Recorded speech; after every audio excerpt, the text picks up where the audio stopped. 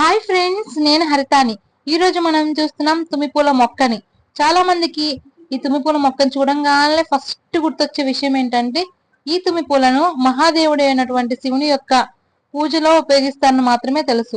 కానీ ఈ తుమ్మిపూల యొక్క ఆకుల్లో చాలా ఔషధ గుణాలు అయితే దాగి ఉన్నాయంట. అవేంటో మనం తెలుసుకుందాం పదండి. వీటి ఆకులను కషాయంగా చేసి తాగితే జ్వరం తగ్గుతుందంట. వీటి యొక్క పూలను సిరప్ గా చేసి తాగితే జలుబు తగ్గుతుందంట. అంతేకాకుండా వీటి యొక్క ఆకుల రసాన్ని బాహ్యంగా ఉన్న గజ్జి మీద రాస్తే ఆ గజ్జి అనేది తగ్గుతుందంట. అంతేకాకుండా అజీర్ణము, ఉబ్బసము, శరీర మంటలు, జాండీసు, రొమ్ము పడిసము, అనేక రకాల శరీర నొప్పులు, పక్షవాతం రోగాలను తగ్గించడంలో ఈ తుమ్మిపూల మొక్క సహాయకారిగా ఉంటుందంట. మీకు కనుక న్యాచురోపతి అండ్ ఆయుర్వేదిక్ డాక్టర్స్ కనుక తెలిసి ఉంటే ఈ తుమ్మిపూల మొక్కని ఏ విధంగా ఉపయోగించాలో పూర్తి వివరాలు తెలుసుకొని ఉపయోగించుకోండి.